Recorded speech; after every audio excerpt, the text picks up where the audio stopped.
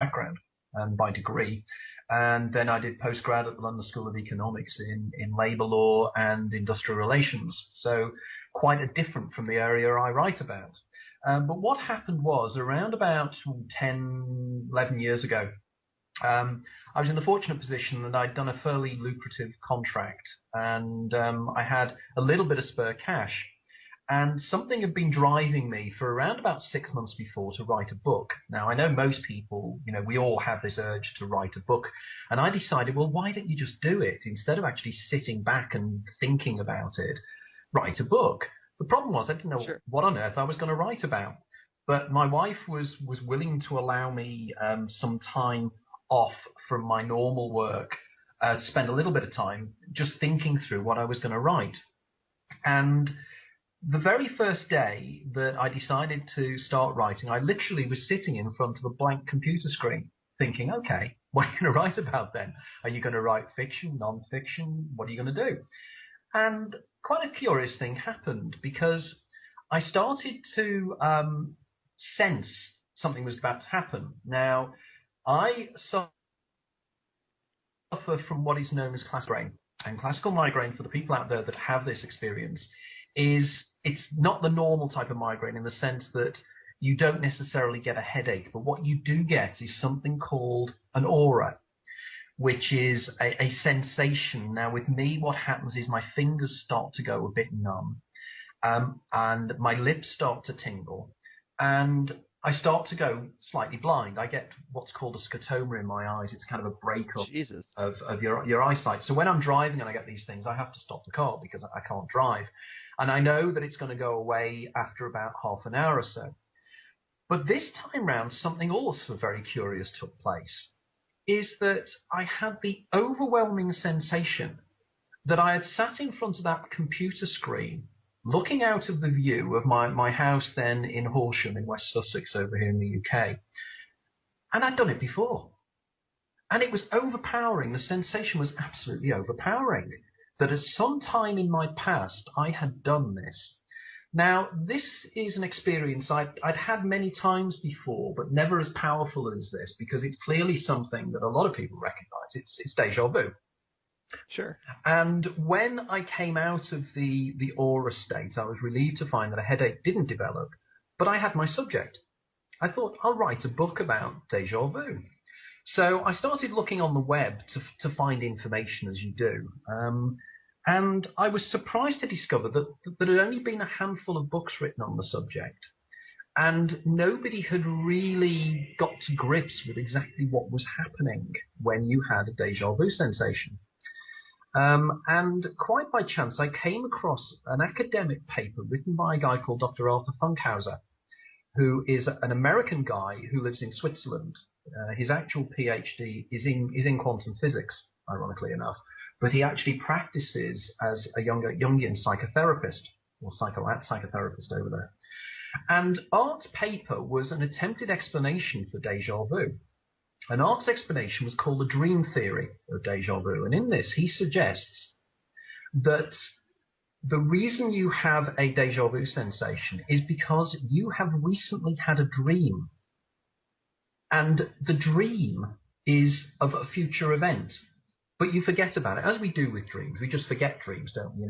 You don't remember them most of the time. But what he argued was that we subliminally remember them. And when we start to experience the events that we dreamed, we feel that we're reliving them again. We feel that we've had an experience of this before. Now, I got in contact with Art about this, and he was wonderful. He responded, and I said, this intrigues me because what you're suggesting here is something that is completely non-scientific. You're suggesting precognition. Because effectively, if you have a dream of an event that's about to take place, that is a precognition. And of course, modern science just doesn't accept precognitions as being, it's just something that doesn't happen. The future hasn't happened yet, so therefore, how can you know about it? So I started off on a loop there about this, and I started looking into the theories of deja vu as a phenomenon. I came across a concept called the Ephron thesis, which effectively is the explanation you'll find in most neurological books, and that is that Effectively, we have two sections to our brain, the dominant hemisphere and non-dominant hemisphere. And effectively, the issue there was simply that one part of your brain had processed a piece of visual information before the other. And indeed, your non-dominant hemisphere had processed it. And when it crossed what's called the corpus callosum to your dominant hemisphere effectively gets the information twice. However, I have found out comparatively recently that this particular hypothesis, which is called the visual pathways theory, has been completely blown out the water by research by a guy called Dr. Akira O'Connor, who is at the Deja Vu Research Unit in the University of Leeds over here in the UK. And they found that people who had been born blind and had never seen anything actually have deja senti. They actually have deja sensations of recognition for hearing, which is amazing, isn't it? So they hear something twice. Now, this apparently blows the whole Leffron thesis out the water, because the neurological pathways for hearing are completely different to the neurological pathways for the human eyes. So the phenomenon clearly is not explained. So what I did was I started reading up about the neurology, and then quite by chance came across why I'd had the deja vu sensation. And it seems that deja vu, or deja sensations, are linked to migraine. In fact, there's an amazing book called Migraine, written by Dr. Oliver Sacks, a British psychiatrist who lives in New York, and written a series of books on unusual mental states. And in this book on migraine, he points out that one of the aura states that are reported by people that have migraine are profound deja vu sensations. And in the book, he describes quite a few precognitive deja vu experiences that people have. So clearly this was linked to my migraine. I then found that although my deja vu sensations are strong, they are not the strongest you can have. And the strongest you can have is when you experience a particular neurological state called temporal lobe epilepsy. Now, this is epilepsy that's focused on the temporal lobes of the brain, and it is qualitatively different to normal sorts of epilepsy, in that people who have temporal lobe epilepsy or experience this have profound altered states of consciousness during their aura states before they have a full seizure, if indeed they do, because many of them just have what's called petit malabsences, where they just stare at you for a few seconds. And what I found was that these guys they fall out of time. Time slows down for them. They have the feeling that there's another presence with them. They have sensations of snippets of their past lives. They feel hyper-religious. They feel that there's significance in the things around them. Now, I started looking up on temporal lobe epilepsy, and I was amazed to discover that in ancient times it was known as the diviner's disease, because these people were known to be able to predict the future. So I'm thinking to myself, okay, is there a link here? And I looked into the neurology, and I found that there's a particular neurotransmitter in the brain called glutamate. And glutamate is responsible for migraine. It's responsible for temporal lobe epilepsy, or elements of it. And it's also responsible for schizophrenia. Now, I then started to think about this, and I thought schizophrenia seems to be an extreme form of temporal lobe epilepsy, in the sense that whatever they're perceiving becomes so real that they lose their ability to even appreciate what is reality and what isn't. I then found, and this is when things then fell into place, because I found that there is another phenomenon that also involves glutamate, and this is near-death experience. You know, this is the report that people claim that just before, if they're about to die, or they're in a car crash, or they have cardiac arrest or whatever, they feel that they have these sensations of floating out of the body. They have sensations of going towards a light. They have sensations of meeting a being of light. And they have a sensation that time slows down.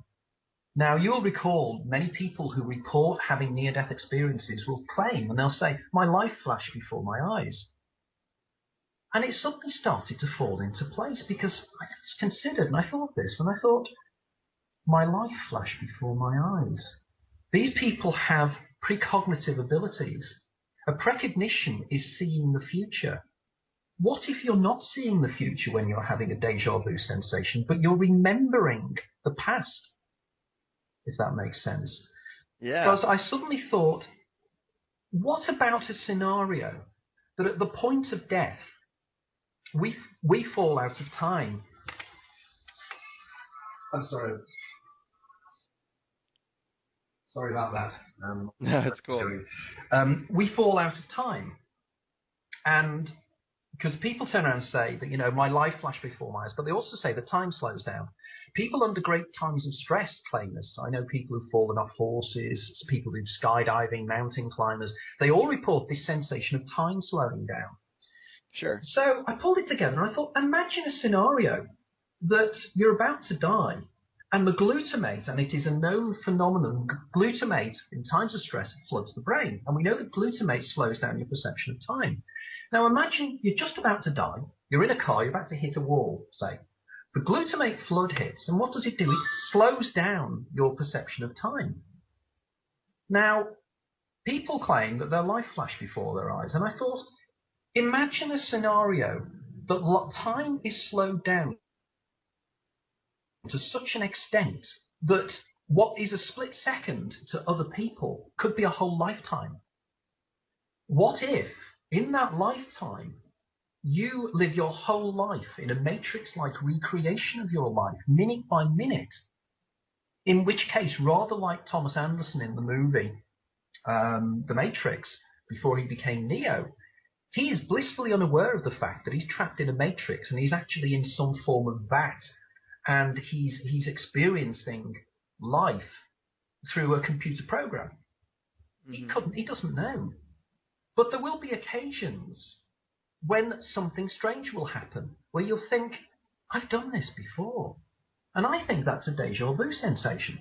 I think a deja vu sensation, or technically deja vu, already lived, is that this is exactly what it says on the tin. It's exactly what the sensation feels like, that you're remembering something. Because there are cases where individuals I've now interviewed who have profoundly precognitive deja vu sensations. They know what's going to happen for the next 2 or 3 minutes. So clearly it's not just a vague recognition of the future. It's actually knowing what's going to happen. And indeed there is a young man who contacted me after my first book came out. And he has a tumour on his pineal gland in his brain, which is interesting because my next book is going to be on the pineal gland, by the way, and dimethyltryptamine and altered states of consciousness. So I'll be focusing in on that. If we get the chance, I'll talk a little bit about that. But the intriguing thing here is that this young man, who is now doing his PhD in astrophysics, he's a bright lad, he tells me that when he has deja vu sensations, he knows what's going to happen for the next 2 minutes. He's in this complete flux state where he in his mind, when somebody's speaking to him, he says the words just before they say them in his head. And I said to him, Chris, why don't you tell somebody that you know what they're going to do? And he said something profoundly interesting. He said, I can't. And I said, why not? And he said, well, think about it. If somebody's going to say something and I say to them, I know what you're going to say, they don't say it. They say something different, in which case I've changed the future. By my action, I've actually made the future different to the future as it was, which is intriguing because I then moved on from this in the first book, and it's one of the things I talk about in the book in great detail, is that I do the neurology of how these memories are stored within the brain. And indeed, my latest books develop this, and I think the memories are actually pulled up by the brain from something called the zero-point field, the quantum vacuum. And I think that every record of every event that's ever taken place is in the quantum vacuum. Again, we can come back to that later. So the idea is that when you're living your life, you're not the only person that's recorded your life. Now think about this for a second. You may have come across something called the Everett's Many Worlds interpretation of particle physics. This suggests that literally the universe splits into identical copies of itself millions of times a second, and has been doing since the first moments of the Big Bang. This is one of the only solutions they have for the observation of certain behaviors of certain subatomic particles. Again, I won't go into details, but in my book I go into the details of why the twin slit experiment, why Schrodinger's cat, why the EPR paradox, and many other quite esoteric quantum physics things that are known by quantum physicists but are not generally known by the general public are so intriguing. But effectively what I'm saying is that there are literally trillions of Gregs and Anthonys having this conversation. So there are trillions of Greg Carlwoods. Each one of them will lay down the record of a life that will be subtly different from another one. So in which case, in time, there will be a record, a database, if you will, of every single event coming from every single decision that you make through the whole of your life. So here you are in this kind of matrix-like recreation of your life in the final seconds of your life, and you're living it again. But this time round, there is a part of you that knows you're living it again, and I call this the daemon. It's your higher self, it's your spirit guide, it's your guardian angel, it's many, many things. And if you look through history, this being has been known for centuries. Socrates had a daemon. It's quite intriguing how popular this idea is. Now, this daemon knows the future because it's the part of you that remembers the fact that you lived the life before. Now, I don't know if you or your listeners play RPG games on the computer, first-person shoot-em-ups, or things like, I don't know, the Lara Croft thing, of Tomb Raider. Yeah. Okay, so you've got Lara Croft. I mean, she's really designed to follow her all the time, isn't she? There's something to do with her physical shape, I think. And you're following Lara Croft round through the corridors. You're playing the game for the first time, and Lara comes along. She comes round the corner, and there's this bloody big monster, and it comes over, and it kills her. What happens is, you then reboot the game, and you go back to the start of the game, and you have Lara going down the same corridor, but this time you know there's going to be a monster around the corner. So what you do is you either make sure that Lara is prepared for it with a weapon, or she goes in another route. I think this is what happens in real life. I think that what happens is that you're living your life, and your daemon remembers the events of your last life where you were injured or you were killed. And it will try to warn you to make sure that you don't make the same mistake you made last time round. Now, this is why people report time and time again that they hear a voice in their head that warns them not to do something. They have an inkling and a feeling that something feels wrong. Some people will say that they get pushed and pulled in certain directions. Now, interestingly enough, on Facebook, literally today, because I did another interview last night and I mentioned this then, I've had 3 or 4 people contact me on Facebook and post on my Facebook wall events that happened to them exactly as I'm describing it now. That literally something made them stop doing something that would have ended up in their death. Now. Yeah, that's crazy. Okay, now 30% of people in the world never, ever experience deja vu. 70% of people do. Those 30% are living their lives for the first time. And they are what I call eidolons. This is the lower self. So the Lara Croft on the screen is an eidolon. The daemon is the game player. Okay, but the difference is in reality, for want of a better term, is the game player can't move the body of the sprite on the screen. The sprite moves itself. It's more analogous to being in a car, and the eidolon is the driver, and the daemon is the passenger. The daemon can only warn and advise, but it can't change you physically moving your body, except on the very, very curious circumstances. For instance, sometimes where people have split brain operations and such like. So this is how these warnings occur. This is how the daemon is precognitive. And this is why, and it is fascinating this, that the older we get, the incidence of deja. And the reason for this, if you think about it, if you apply my hypothesis, is perfectly reasonable. Because as you go through life, there's going to be more times where your daemon will have an opportunity to effectively save you from an event and effectively turn you off one road or down a corridor that's completely new. So the daemon won't remember it either, and neither will you, so you won't have deja vu sensations because you're living a brand new life. Now, this overall concept is very much in the zeitgeist now, because if you think about some of the movies that have been out in the last 10 or 15 years that deal with this subject, I'm thinking about Groundhog Day, living the same day over and over again. Because in my hypothesis, I argue at the end of the second life, you do it again and again and again, just like Phil Connors in the movie Groundhog Day does. Mm-hmm. In fact, as an interesting aside, the writer of Groundhog Day, a guy called Danny Rubin, who's an academic at Harvard, has given copies of my first book to virtually all his friends because he said this guy's done the science of Groundhog Day. In fact, I'll be interviewing Danny on my own radio station in January next year, when we'll be talking about the background to why he wrote Groundhog Day the way he did. So that's the overall model of the first book. Is there life after death? The extraordinary science of what happens when you die. So that's how I started to get into writing. The second book, The Daemon, was an expansion on this idea of this duality, this daemon and eidolon idea. And I go into the neurology. I cite a lot of examples of people who'd read my first book, which, by the way, now has sold around about 37,000 copies worldwide and been translated into foreign languages and everything. Because it resonates with so many people. Because people, it's awesome. Go, crimes, this guy's, I'd never thought about it that way, but it makes sense. Okay, so the Daemon and the Eidolon book, the Daemon book, describes all that. My third book is then dealing with the elements of time and time perception, and how it is that time can slow down under certain circumstances, and why it does this neurologically.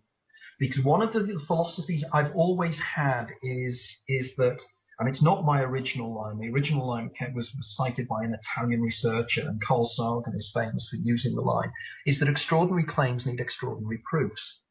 So when people read my books, you will find that every single thing I reference is referenced back to original academic papers. It's referenced back to the source material. There is nothing in my books that I don't invite my readers to go back and check for themselves, because it's profoundly important. I'm not somebody who's pretending I'm channeling information from the planet Tharg.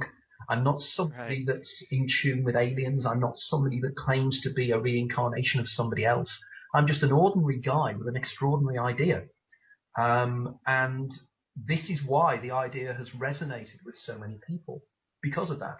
And we call the overall concept ITLAD, which is just the initials of is there life after death. And then there are thousands of people around the world now who call themselves ITLADians, which are the people that are interested in applying this model to their lives.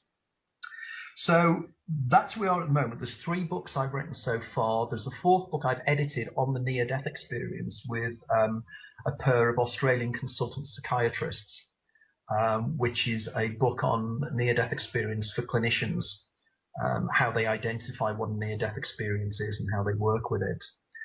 And the book I'm researching now, which I think is going to pull it all together in the most phenomenal way, is a model that of course, there's another book I'd forgotten about there, The Out-of-Body Experience. How could I have forgotten that? I've had so many books out recently. And The Out-of-the-Body Experience is a scientific and cultural analysis of circumstances where people claim that they physically leave their body and wander around in 3-dimensional space. And in this book, I deal with out-of-the-body experiences, lucid dreaming, which is the most phenomenal thing to experience, whereby you are dreaming and you suddenly become aware of the fact you are dreaming. In fact, it's the premise that the movie Inception was based upon. Sure. Do you know any good techniques to induce lucid dreaming? I know a few, in the sense that I'm in contact with 1 or 2 of the world's leading experts on the subject, people like Robert Wagner, for example. And there are 1 or 2 techniques. The best movie to watch on this, funnily enough, which actually tells you a lot of these techniques, is a movie called Waking Life, which was a movie by Richard Linklater. And in the movie, you have a character who doesn't know whether he's awake or asleep. And he keeps asking people to help him. And there are all these talking heads and experts who try to describe these things. But one of the things I've been told is to look at your hands which sounds a strange thing to do in a dream. But if you look at your hands, you'll suddenly think to yourself, why are you looking at your hands? And then you'll think, oh, because I decided to do so, because when I'm dreaming, I need to look at them. And then you'll think, so am I dreaming now?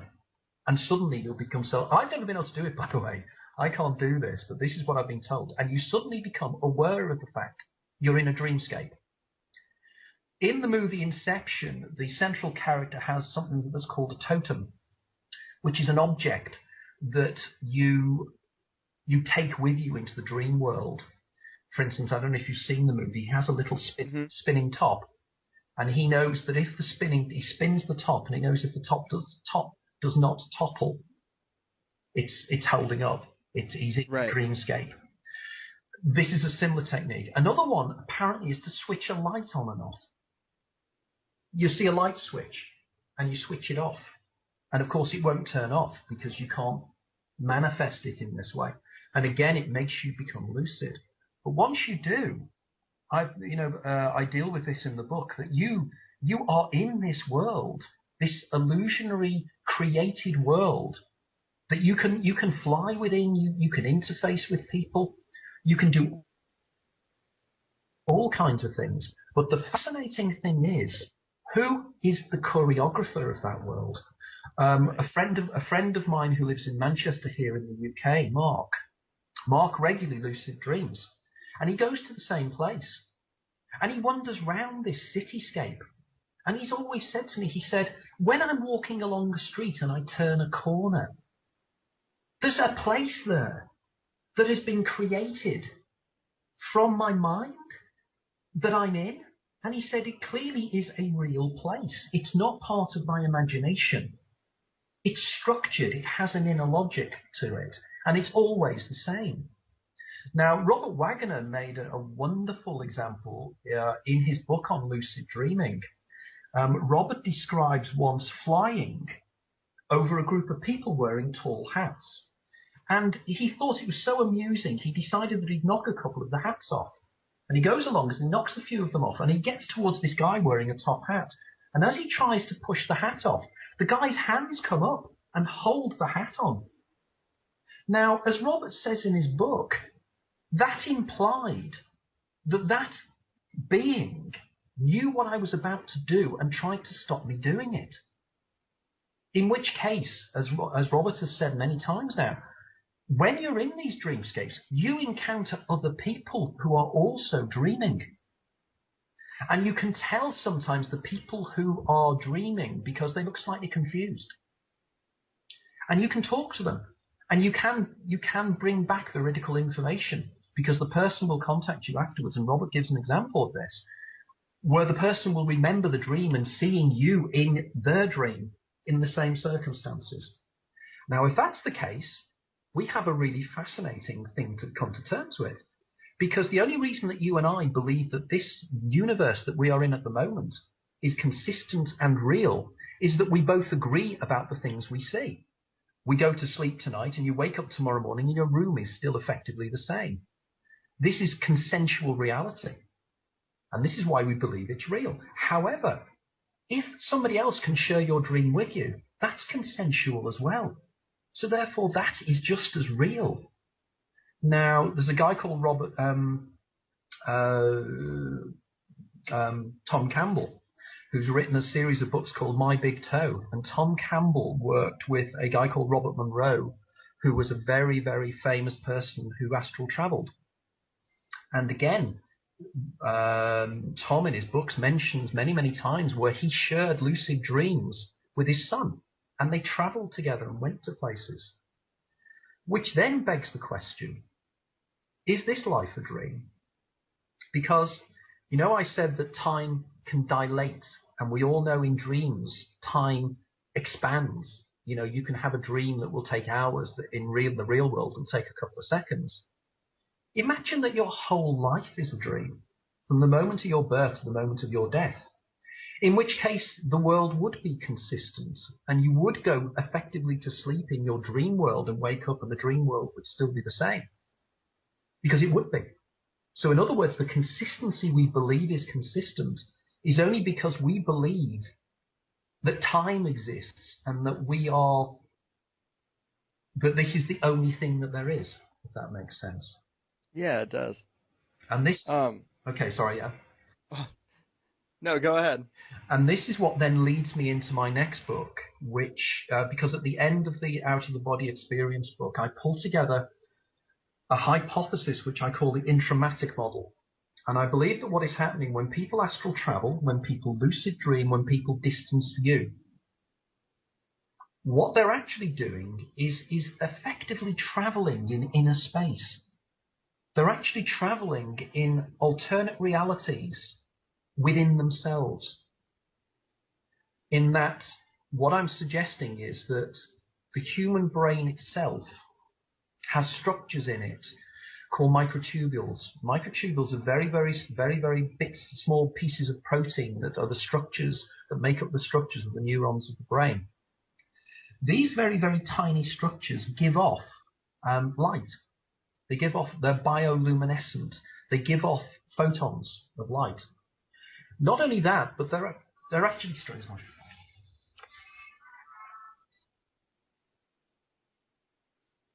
Sorry about this. It's all right. I see somebody desperately trying to get through to me. That the biophotons are given off by the sides of these particular structures. And again, without going into the depth of the science, if you actually take a series of photons from one place to another and you pull them together, they cause what's called an interference pattern. Now, interference patterns are the things that if you use coherent light, like a laser, and you create an interference pattern, you create something called a hologram. And we in our brain have literally trillions of these structures, all creating mini holograms. Now, what I argue is that internally, and the external world that you're seeing now is in fact a hologram created by your mind. Because if you think about it, you never interface with the real world first time.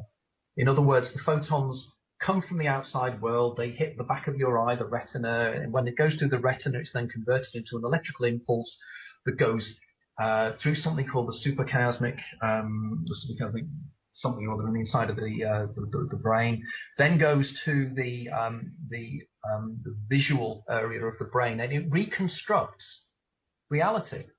Now, if you look around the room now, and you look at your computer screen and everything else, or you look out the window, you have this incredibly ornate, rendered version of reality.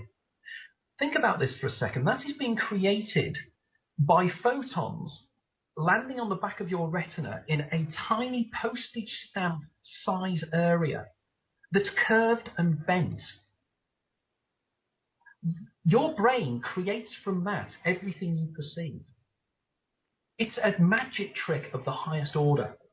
And you talk to people who research on what's called consciousness studies and perception studies, they haven't got an idea how this works. They really don't know how we create all this.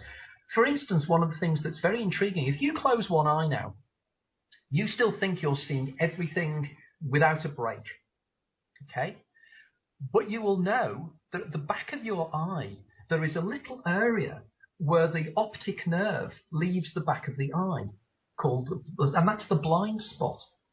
So when you close one eye, there is an area of blindness, but you don't see it. And the reason you don't see it is the brain makes up the information from the pieces of information around the blind spot and fills it in. Now, I spoke to an optician about this a few years ago, and he turned around, this is a professional, and he turned around and he said, no, the reason that you don't see the blind spot is that you have two eyes and you have binocular vision, and therefore when you look at things, it overlaps. And I turned around to him and I said, so what happens when I close one eye then? And he looked at me stunned. He'd never thought about it. That had never dawned upon him. He just took the received wisdom that so many people do out there. They never sit back and think for a second the wonder of what's happening in their brain. So you have this recreated universe. And I believe that these microtubules draw this information up from something called the 0 point field. Now, the 0 point field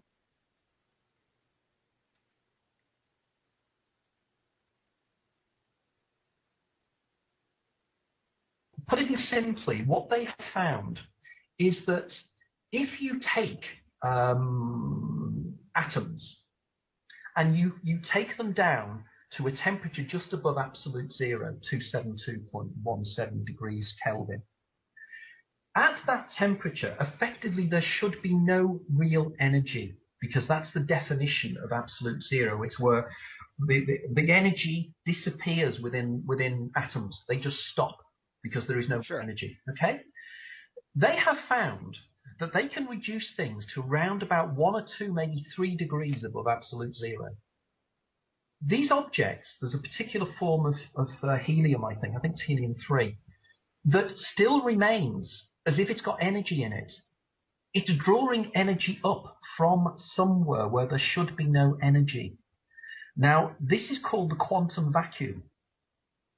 And people are so interested in this at the moment. There is an organization in Boulder, in Colorado, that has got authority from the US government to be trying to find ways and means of actually drawing up this energy from this 0 point field.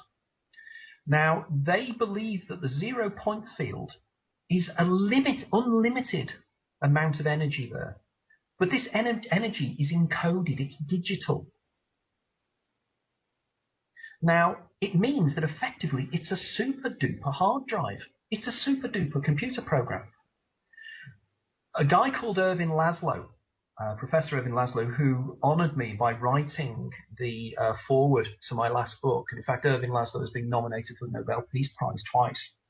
And Irving wrote the foreword, and Irving has written a book called The Akashic Field. And in this, he postulates that the 0 point field and 0 point energy are the equivalent of the old mystic belief system called the Akashic Record. The idea that there is somewhere that everything that has ever happened and ever will happen is recorded. Now, going back to our computer game analogy, isn't that what is happening with the computer? Isn't that in the world of the sprite on the screen, the avatar on the screen?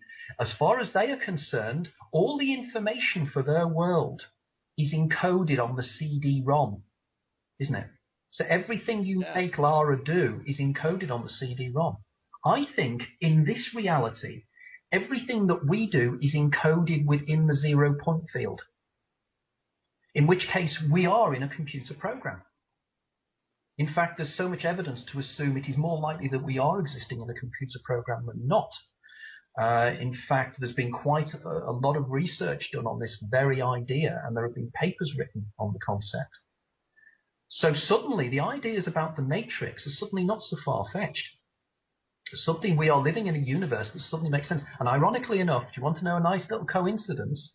You know the way the corner of Skype comes up and it tells you who you know that's online? Professor Irving Laszlo has just come online on Skype. Synchronicities. I call it synchronidity. It's not synchronicity, but it's significant synchronicities that mean something. And that's the kind of thing that happens with us Itladians all the time. It just happens. We get used to it. So here we have an overall model of how dreams work, how reality works, how perception works.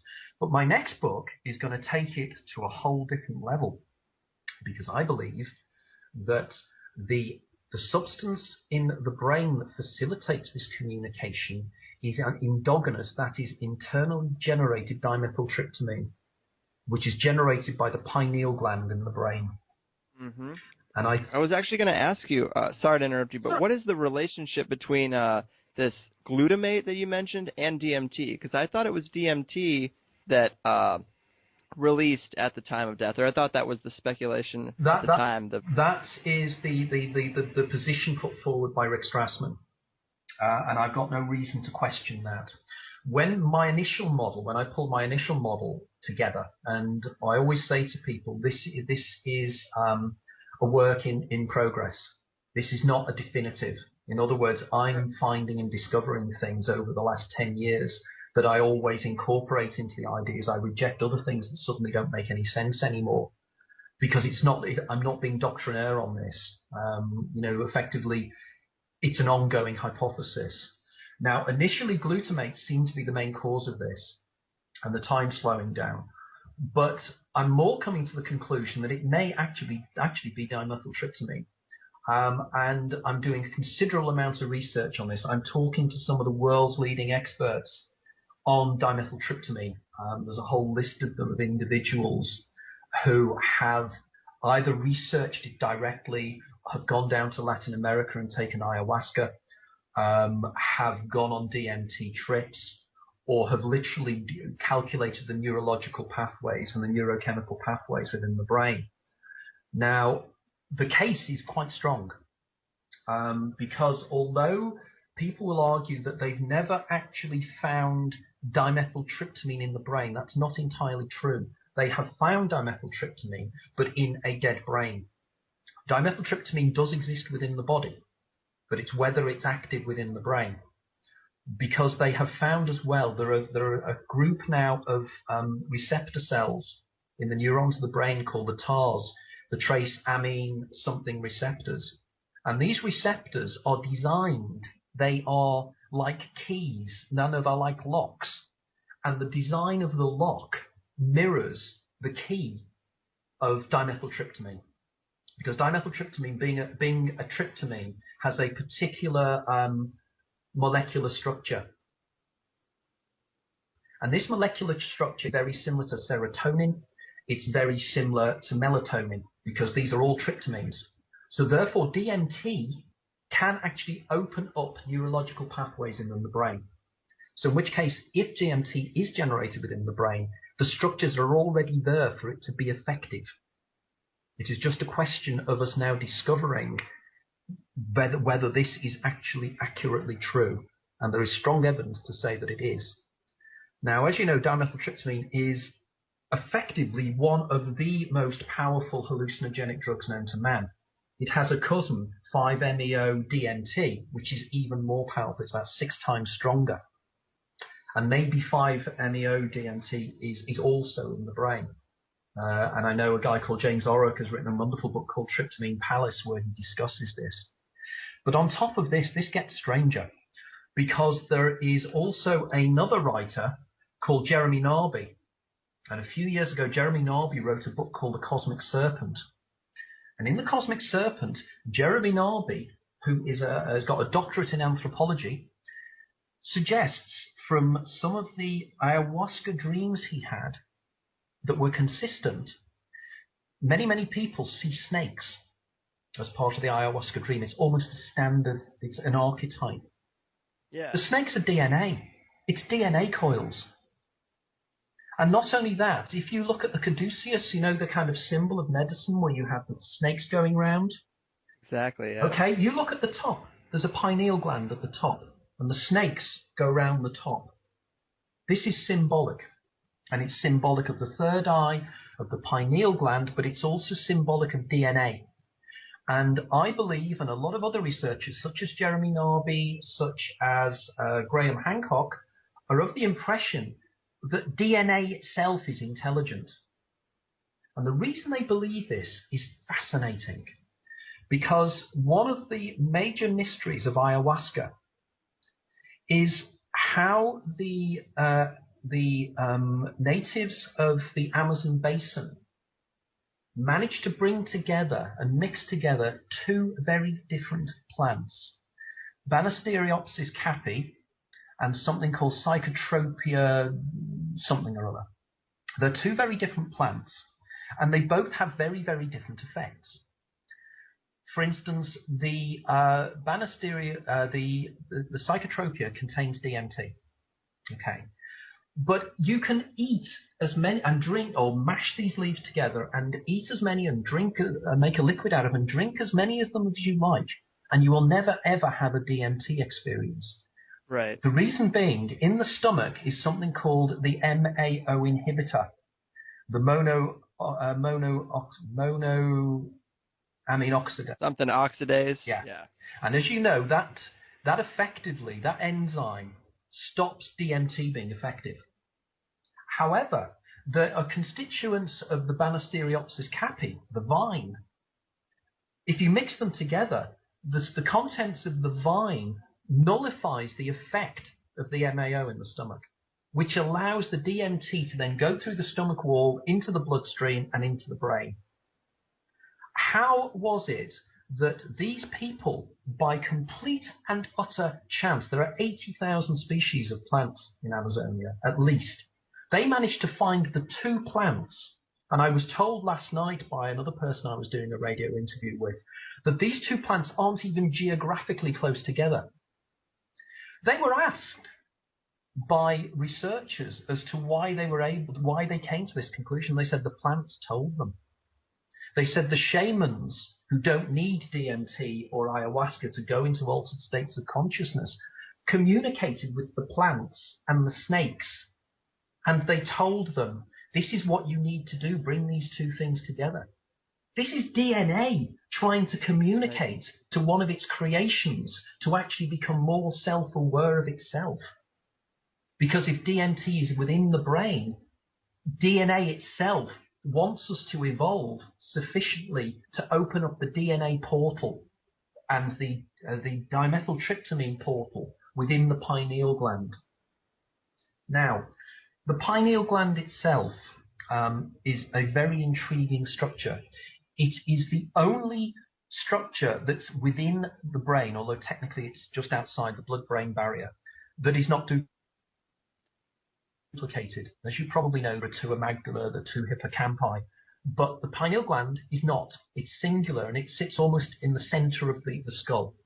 Now, what is less known is that at the 49th day of gestation, the embryo, as it's developing, the pineal gland is actually at the back of the throat. And it's only after the 49th day that the pineal gland starts to move from the back of the throat to the center of the brain. And as it does so, it leaves a very, very tiny duct. Now, there is something that people experience when they go into very, very deep trance states. It's called the nectar of sublime awareness. And it's a nasty taste that people have when they go into altered states of consciousness, when they're yogas or yogis or whatever. It's DMT. What is happening is the DMT is dripping down the back of the throat from the duct, from the DMT gland, from the pineal gland, into the back of the throat.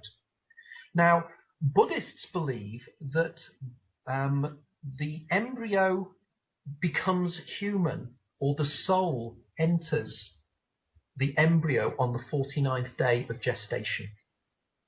Now, that in itself is a phenomenal coincidence. That's when the pineal starts to move. But it gets weirder. If you go onto my website and if you look at one or two videos that are about me on YouTube, you will find that I'm working with two Austrian consultants. One's a consultant neurologist, another one's a consultant psychologist. And these two guys have invented a machine called the Lucid light device, locally known as Lucia. As medical people, they have devised this device using known knowledge of neurology and how the brain functions with different forms of light and stroboscopic light. This machine is powerful. I have used it, and believe me, and I haven't got time to explain it now, but it opened my own third eye. I couldn't believe that these things had never happened to me, but it did it for me. But what is interesting is, and if we have time, I will explain that, but what is interesting is that in May of 3 years ago, Dr. Prokol and Dr. Winkler took a Lucia over to Lhasa in Tibet. And they were invited over there by members of the Dream Yoga tradition. This is a particular form of yoga that's practiced by people of the Bon tradition. Now, the Bon tradition is the original shamanic belief system of the Tibetan plateau. When Buddhism came up from the plains of India, being very syncretic, it actually took on board the shamanic tradition of the Bon. So the Bon still believe a lot of shamanic things as well as normal Buddhism. These guys, they dream travel. Dream yoga is traveling. It's lucid dreaming, in effect, for want of a better term. And that's what they do. They astral travel and they lucid dream. These guys spend years being trained. These guys sat in front of the Lucid light device, and within 20 minutes we're seeing mandalas, we're having sensations of moving outside of their body. everything that their training had done. So clearly it was vindicated with the practitioners of this particular art. But what was odder was, a couple of days later, Engelbert and Dirk were wandering around the palace they were in, and they came across a little room. And they went into the room, and inside were glass cases. And inside glass cases were these really strange objects. And because Dirk is a neurologist, he recognized them. They'd been there for centuries. They were ossified, mummified elephant pineal glands. These people worship the pineal gland.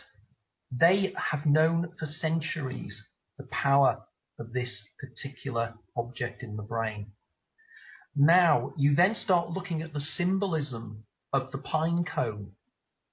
And when you realize that the pineal gland is called the pineal because it resembles a pine cone, and you look at the pine cone symbolism, you find it everywhere. There's a huge pine cone in the Vatican.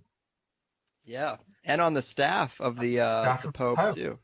But well, let me ask you a quick question about that. Yeah. Do you think that, as far as the Western culture is concerned, the overwhelming denial of these alternative subjects, and even like the banning of the psychedelic experience, do you think these things are by design, by, say, manipulation of a shadowy global elite like David Icke would suggest? Or do you think this is just a natural progression of human thought that we're just not there yet? Because a lot of these ancient cultures seem to already have this in the bag, and then science is now confirming what they've already believed.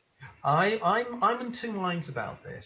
I mean, I am in contact with David Icke, and David Icke actually placed one of my BBC, a film of me in a BBC interview, actually on his website. And nice. And he's keen to contact me and do some collaborative work. I don't go as far as David. I'm not somebody who is in you do theory. I don't. But it doesn't mean that that could be through sheer ignorance, I have to say, because there does seem to be a kind of symbolism of this thing. For instance, on the back of the $1 note, when you see the all-seeing eye in the center of the pyramid, and the way in which the pyramid is detached into two parts, this is Masonic symbolism. Now, clearly, to me, secret societies have known about this, and I think secret societies have already also known about my daemon Eidolon stuff, because I think that has been one of the hidden secrets for centuries. I believe that's what the Holy Grail is, to be honest. It's not the bloodline of Christ. It's the fact that we are dual beings. But that's an aside. But, if you think about it, for social control, what you don't want is people realizing that this reality we live within is not part of the total reality. It is a very small part of a greater reality that you can go inward and discover. Because, of course, social control and capitalism would fail, because suddenly we are not going to be consumers of television sets. I'm sure that Dennis McKenna and others have actually said this, that the consumer society needs us to consume things to keep us entertained. But if I'm able to entertain myself, I don't need a television. I can go actually traveling astrally to all these wonderful places. And the problem is economies would collapse because, of course, nobody would be consuming anything. And somebody has to prepare the food and do all these other things to keep us going. So I don't really know. I would like to believe that it's more by happenstance than actually specifically wanting to keep people down. And the reason I say this is I'm being allowed to get away with talking about this. And many friends of mine who are into conspiracies have said, you have been noticed. You will be noticed, and you will be taken out soon because you're getting very, very close to the truth. Now, what is intriguing, and I have to say this, is that I have a concept called the archons, which is going back to Gnostic belief systems, that, there are beings out there that are out to stop you doing things. Because it is bizarre that many of my radio programs that I've been doing, particularly in the last week, some of them have failed to function because Skype has gone down, or there's been these incredibly weird and wonderful things that have stopped it happening. Now, I think that's chance, but associates of mine are saying it's not chance. They're now spotting you, and they're trying to actually stop you talking about things. So I don't know, but I would say, well, why do they allow me to talk about? Why do they allow David Icke to talk about things? Right. Why do they allow Wilcock to talk about the things he does? Clearly, if they are, they're playing a very, very deep game, I agree. I mean, well, that's another thing. Like, a lot of alternative researchers refer to that twin slit particle wave experiment, and they consider it evidence that we can alter and create our own experience, manifesting at will whatever you want, which I personally have a hard time with, and it just seems too good to be true. Like you talked about the astral projection, there's no reason to watch television if you can just do that. But obviously it can't be that easy. But as far as the manifesting your own reality, from what I've heard, you seem to stop short of saying that you can do it that easily. You can't. I don't think you can, but I suspect there are people that can do it, and they keep it secret. I believe that there are probably people who are more advanced than we are in these things and have been trained to do it. Avatars, for want of a better term. And I think these people are probably people who have lived their lives over and over and over again till they've actually lived the perfect life. They're allowed to move on to, analogously, the next day with Groundhog Day. At the end of Groundhog Day, he lives the perfect life, and something allows him to move on. And I think that certain people, if you look into Buddhism and various other religions like that, they will argue that you can be reincarnated and reincarnated till you become an avatar, and then you can choose to either move on or come back and help your fellow human beings. Now, maybe there are guys out there that can do that. But coming back to your very, very interesting point about the twin split experiments and the nature of reality and reality being brought into existence by the act of observation, I've always found when I've dealt with particle physicists, particularly materialist reductionist ones, all you need to do to get them actually spitting into their beer and panicking like mad is to turn around and say the observer effect. Because they can argue till the cows come home, but a wave is a wave until it is measured and it becomes a point particle. That is a known fact. They can't get away from that. And it seems to be integrally tied up with the act of observation. Now, this means, in effect, that if it's something is not being observed, it's technically in a state of superposition where it hasn't decided where to be located. In other words, it has the option to be a subatomic particle can be anywhere. But effectively, when it's observed, it has to make a decision to be in a point place somewhere, and it can be anywhere. Because recently they found something called the quantum Zeno effect, and effectively subatomic particles, if you continue to look at them, they don't collapse, even though they should. And again, I say to people, don't believe me on this, just look at the quantum Zeno effect. It's one of the most amazing things you will ever hear, but it's never bathed around on the newspapers. It's never talked about on the BBC or on the national radio or television for a very good reason.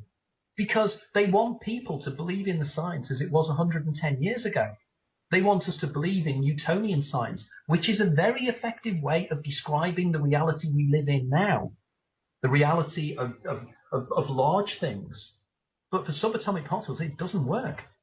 And these are the things that make up the universe around us. And it's 99.999% empty space. And most of it is missing. 94% of it is dark matter. What's all that about? Yeah. Right. Crazy stuff. Yeah, I find, the more I get into this, the more information. I feel it's like a huge crossword puzzle. And the pieces are just falling in. When I experienced the events that took place for me in Switzerland 3 years ago, when I encountered the Lucid light device, I cannot and I still cannot believe what happened to me. I saw the astral plane. I have never had any kind of experience like that. The Lucid light device encoded into my brain. I believe it then released dimethyltryptamine in my pineal gland, and I had an experience that I was somewhere else, looking down on a planet with a checkerboard pattern. I got so terrified, I asked them to switch the device off. I really got so scared. It was powerful. Have you tried it again since? No, I haven't, but ironically enough, if any of your listeners out there are likely to be in London the last weekend of June, the last few days of June, we have a Lucid light device that's coming over from Austria that will be with the 4 days at the Mind, Body and Spirit exhibition in London's Earl's Court. And people will be allowed to use this machine for free. And on the Sunday, I'll be doing a presentation on my linking to these guys' work, because it is powerful stuff. But the odd thing I found was that after I used the device, within 20 minutes, there was a vibration in the center of my forehead, which I could not explain. And it continued all through the night. And it was like a small little creature was moving underneath the center of my forehead, where Indian women were that little dot. It was just there. And since then, it reoccurs occasionally. But what is even weirder is since then, something else has manifested in my life that I don't understand. I keep hearing Morse code signals, and they seem to be located in certain parts of the world. For instance, in my original home on Merseyside near Liverpool, I heard them regularly. It used to wake me up. I'm hearing, harp, H-H-A-R-P. Yeah. It's that. I'm picking up harp. What's your impression of HARP? There's a lot of theories about what it's for, whether manipulation or affecting consciousness. Well, all I can say is that I'm pretty damn sure I hear it, and we tested this out. Now, again, if anybody's interested on this, again, if you go onto YouTube, look up Anthony Peake and BBC, you will get me live, me being recorded on a radio station with a film crew with me, and I'm talking about HARP. This is what David Icke picked up and put on to the front of his website, because I described there in detail exactly what I'm hearing. Now, we found that there's a HARP facility on the island of Anglesey, which is about 30 or 40 miles away from where I used to live. I've just come back from Mauritius in the South Indian Ocean. I heard nothing, not a thing. Where I live now, I very occasionally, very, very occasionally, one night in a month, I'll hear it. Up on Merseyside, I was hearing it every night. And it started at the same time, around about 4 o'clock, and it finished at 4:20. Now, people have said it's tinnitus. I get tinnitus. I know what tinnitus sounds like. It sounds like Morse code. It's not, but it sounds like it. Now, is this because my third eye has been opened? Is it because I'm now perceiving signals that I couldn't normally perceive? Other people have said I'm being targeted, and I said, don't be stupid. Why the hell would they be doing that? Because I don't believe that for 1 minute. So there's an awful lot to this. And all I say to people out there is, get involved with my work. I'm on Facebook. There's www.anthonypeake.com.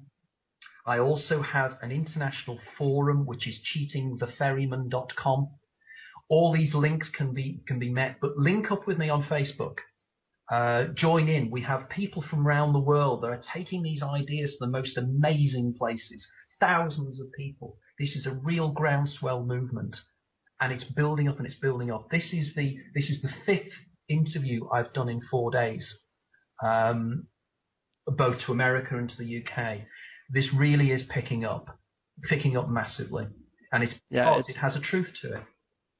Sure, it's fascinating stuff. Do you think this in any way ties into 2012 with the awakening that the New Age movement supposedly says is taking place, and ties into the collapse of the global economic system, which is kind of coincidental that it's at this time? I'm not a great believer in 2012, and I think an awful lot of people who are pointing out the 21st of the 12th, 12 is going to be some kind of significant date. I think it's very dangerous to be making such predictions, because it's going to be profoundly embarrassing when nothing happens. Sure.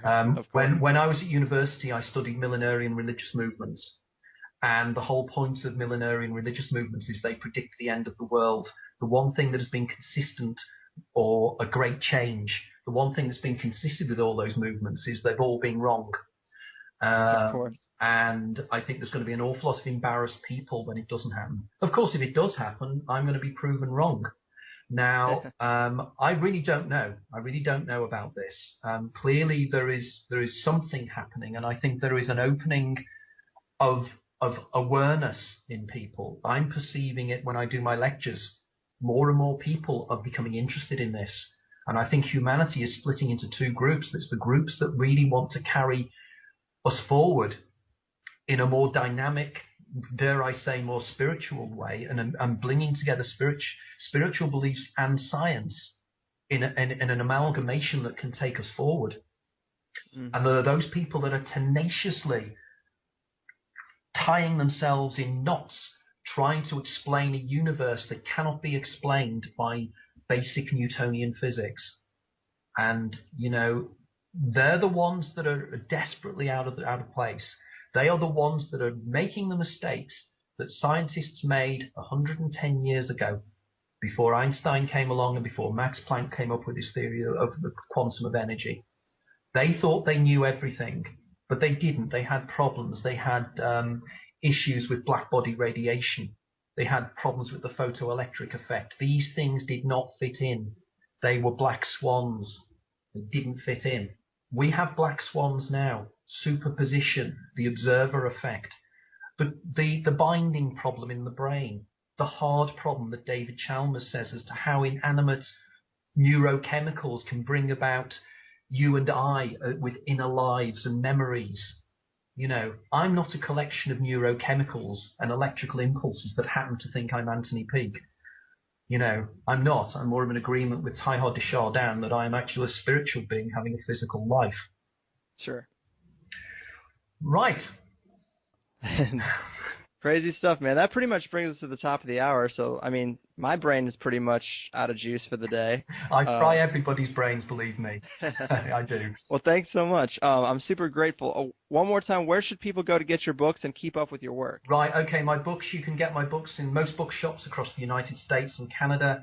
If the bookshops haven't already got them in, you can order them from the bookshops. You can order them on Amazon UK, Amazon USA, Amazon Canada. You can also, if you wish, go onto my website, anthonypeake.com, and look at the books for sale if you want me to send you personal signed copies. And I charge the same as the bookshop price, not Amazon price, but bookshop price, and just post and packing. And by ordering the books that way, you really do help me keep going. So if you want to order the books, that's fine, and I'll send copies out to you. But you can get them anywhere. You can also get them on Kindle. In fact, my new book is already charting on Amazon in the UK. It got to #1 in the parapsychology section on Kindle 2 days ago, and it only came out 3 days ago. So just join in. Read the books. Give me your opinions. If you think it's a load of rubbish, tell me, because that's what it's all about. I'm not a guru. I'm just an ordinary man. Dominance. Well, thanks, Pip, and